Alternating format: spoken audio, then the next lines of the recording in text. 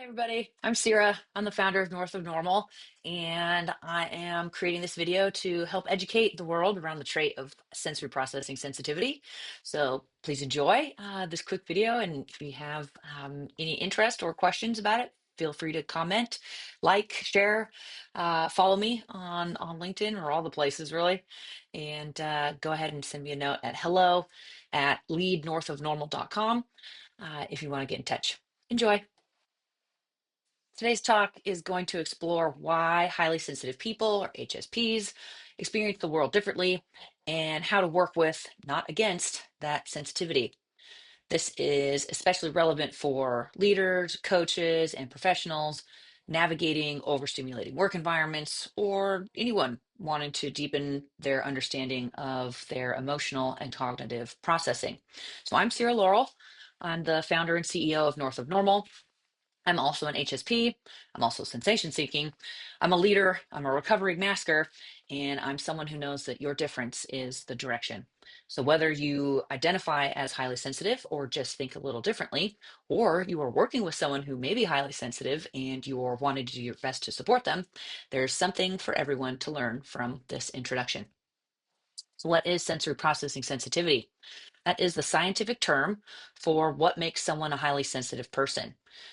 This is the neutral trait. It's neither inherently positive nor negative, but we will get into some of the advantages, particularly now, these days, in the age of AI, and how this sensitivity can be used as a superpower. Research shows that approximately 30% of people are considered non-sensitive or low sensitive. There's research out of the Netherlands that describes this set of folks as the dandelions, right? The hardy ones. 40% are moderately sensitive, or the tulips. And then the remaining 30% are highly sensitive, or the orchids. So we also know that sensory processing sensitivity is an inherited characteristic that's found not just in 30% of the human population, but has been observed in at least 100 other animal species and insects, even flies, some species of flies. So we can easily assume now, right, this is a significant number, that this trait actually exists in all species, right? It is an advantage to have some portion of your species population sensitive to subtleties in your environment. Think of the gazelles hanging out in the grass. If you didn't have any one of those gazelles sensitive to the subtleties in their environment, potentially would not sense that lion in the grass, right, hidden there. But because a few of them do and indicate to the herd, hey, danger, let's run now, right, then more of them survive. So it's in high enough numbers to make a difference, but in low enough numbers that we're not just overly reacting, right, to sensitivity in our environment as well. So lots of reasons and theories around why, right, this exists and why it is necessary, right, and why it exists in this proportion as well. So more on that in later videos.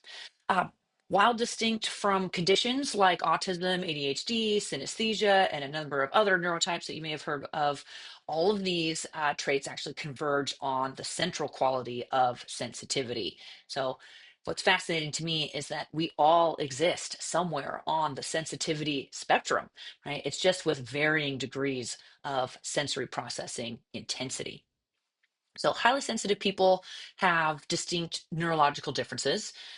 We know this from brain scans and a lot of research over the last 30 years that show that these differences affect how highly sensitive people process information, experience emotions, and interact with others.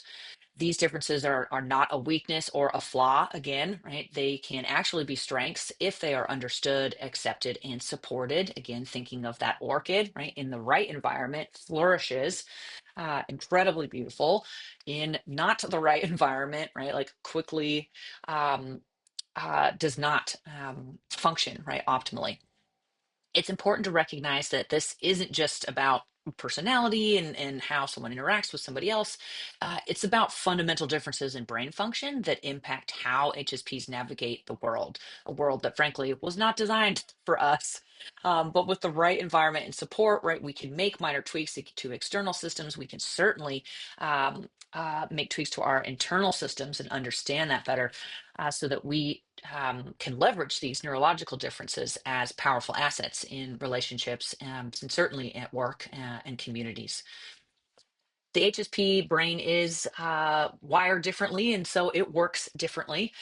There's some key differences that contribute to the unique strengths of highly sensitive people. We have more active mirror neuron systems, allowing us to feel others' emotions more strongly and to empathize deeply.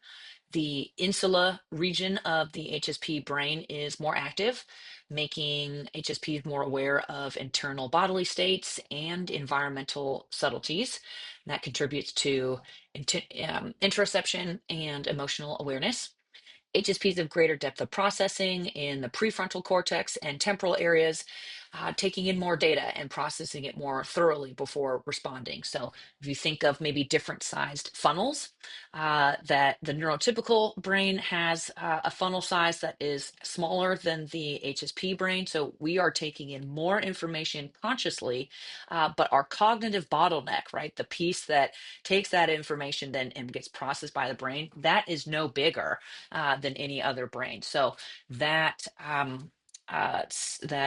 conscious processing makes for a lower threshold for sensory stimulation, right? Our amygdala, sensory cortices, we're highly responsive to input, and so that can make us more prone to overwhelm because we have the same size cognitive bottleneck, as I put it, to work through, but it also makes us more perceptive again because we have more information to work from.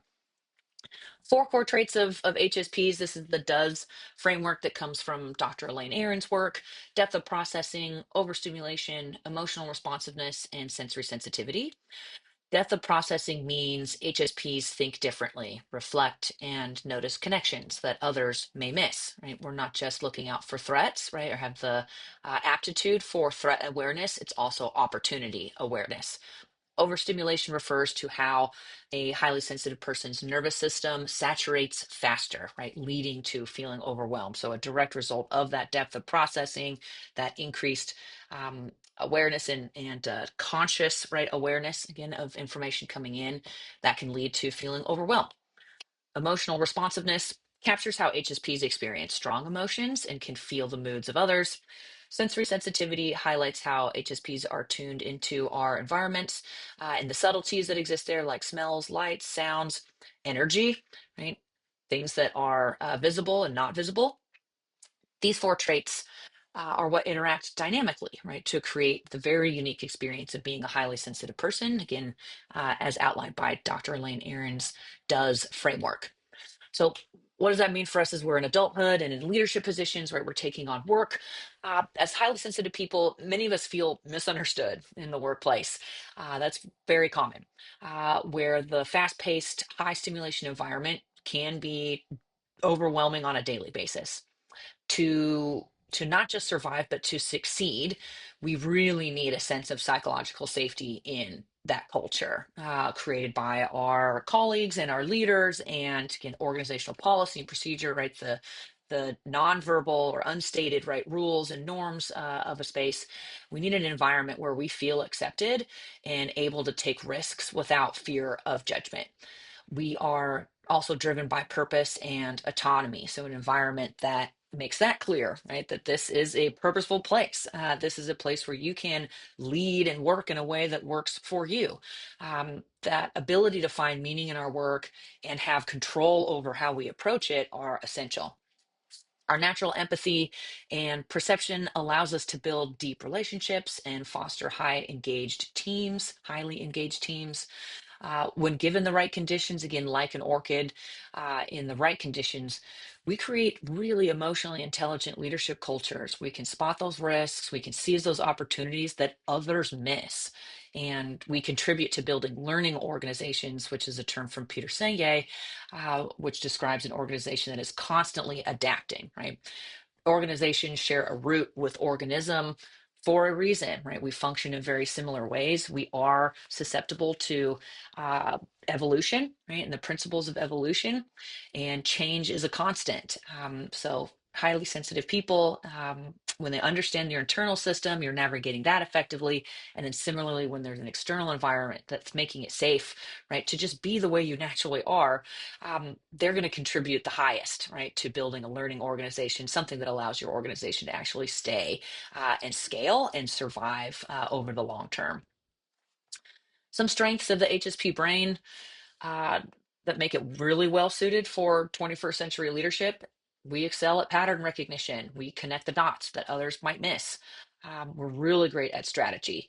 Um, our depth of processing allows for creative problem solving, coming up with innovative approaches. We naturally create psychologically safe environments through our natural emotional intelligence. We also make values driven decisions that consider long term impacts. We demonstrate a strong ethical awareness. And these aren't just core competencies, right? They're not just bonuses. Uh, these are the things that organizations increasingly recognize as essential. And again, in the age of AI and automation, are the deeply human skills that AI can't replace, and the problem solving, creativity, innovation, emotional and connective relationship building skills that the 2025 Future of Jobs report from the World Economic Forum published as absolutely essential and necessary over the next 5 years. That those are the skills that are going to be required from 2025 to 2030. Again, things that AI cannot replace are things that you as an HSP naturally possess. There are, of course, some challenges, and there's definitely a burnout risk with HSPs, more so than any other employee um, type or neurotype. This slide just highlights some of those key challenges and risks that highly sensitive people often face. So please be aware of these if you're in HR, if you're a highly sensitive person, if you're working, you are working with highly sensitive people. 30% of your workforce likely is highly sensitive, whether you know it or not. So overstimulation from open office environments, fast-paced work, like absurdly fast-paced work, right, can quickly drain an HSP's energy reserve. So when you're just dumping stuff on someone else's plate, expecting them to figure it out, this is not, this is well known to not be a great way of managing. It is going to tank anyone after a certain period of time not meeting someone's needs. But your really gifted employees or your HSPs, like they're going to suffer the consequences quickly and quicker than others. They're kind of the canary in the coal mine, as it were. So often struggle with setting boundaries and saying no because of our deep empathy for others' needs. So that emotional labor of people pleasing and carrying others' emotional burdens can be very draining. Negative self-talk, internalized shame around sensitivity. I think anybody hearing that word probably has some embedded negative connotations with that word, probably more so than the positive for most people. And that obviously further compounds those challenges that HSPs face. So the key insight is that HSPs are not failing, right, when they need to slow down. They're not failing when they're setting a boundary around the way that they do their work and who with and at what times, right, in what circumstances. It's just a necessary recalibration for their system, right? It's not a breakdown for anyone to say, this is too much. I have too much on my plate. If you treat people like adults, they generally act like them. And so you can trust that if you've hired good people, mm, that they're going to honestly communicate when they need to recalibrate, when they just need a little bit of a break and a reflection point, right? It's not a breakdown. It's not a sign of failure. It's not an indicator that they're unable, right, to do the work. They're actually doing the necessary work of reflection and integration needed to bring those great ideas to the table. So, as highly sensitive people, given those challenges, it's really important that we prioritize self care to prevent that overwhelm and burnout. One key aspect is rhythmic regulation. So, creating those predictable schedules and intentional pauses throughout the day, that's going to help us maintain a sense of control and stability. Emotional hygiene is also crucial. So, we need to regularly process our feelings, whether through journaling, therapy, coaching, other reflective practices, any healthy coping mechanism that you've created for yourself that works for you to process what you're thinking, feeling, experiencing, that is going to be helpful. Emotional hygiene is crucial. Quiet time.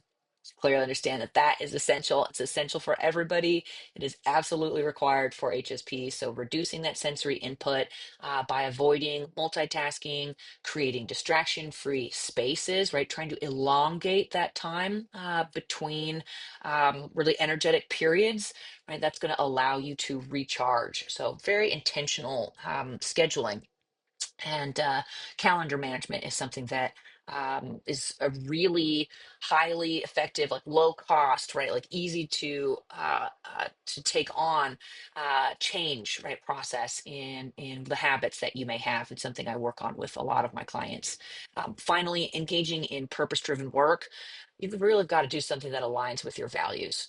Right, that's going to serve as a buffer against overwhelm, a really strong buffer against any overwhelm, right? Focusing on meaningful activities is going to nourish the soul, right? You're going to get into a state of flow, and all of a sudden, it's not work anymore. So the more that you can shift from a job to a craft to a calling, right? Even if you're meeting your like highest motivations, right? Aligning your values in your hobbies at a minimum, even if it's not happening all the time or at any time in the work that you have currently, that is absolutely essential that you focus on meaningful activities during your day, during your week, right? In your life. That is essential for HSPs. Some takeaways. Your sensitivity is definitely a superpower, especially today in the age of AI and automation. It is not a weakness. It is an evolutionary advantage. To me, it's a biological imperative for the survival of our species. Research shows that there is a neurological basis, right, for your heightened sensory experience. It's not some random thing that just has hung on. It would not exist in as such a high a number as 30% if it were some evolutionary fluke. It has a purpose. Embracing your sensitivity is going to unlock really powerful leadership abilities. So, sensitive, intuitive leaders, they're problem solvers, they're creative problem solvers, they are innovative, they are thus transformative, right? And that is what every organization wants and needs if it's going to survive over the long term. Your diversity is a strength. Can't say that enough. No matter what your diversity is, your differences are an asset. They are not a liability. So tune into your needs. Don't try to toughen up. Don't lead from a place of assimilation. Learn to lead from a place of alignment, right? With who you are, your core self, and what your neurological makeup is. Making space for your sensitivity is not selfish in any way. You need to design your life around your sensitivity. It's going to allow you to fully contribute your gifts. And there's absolutely a leadership path that fits your neurodiverse nature. So if you want to get in contact, here's some information about me. I'm also on LinkedIn, Instagram, Medium, Substack. I'm in all the places. So you can look up my name, Sira Laurel, or North of Normal Leadership Coaching, where different is the direction. I encourage you to reach out. And thank you for watching this video.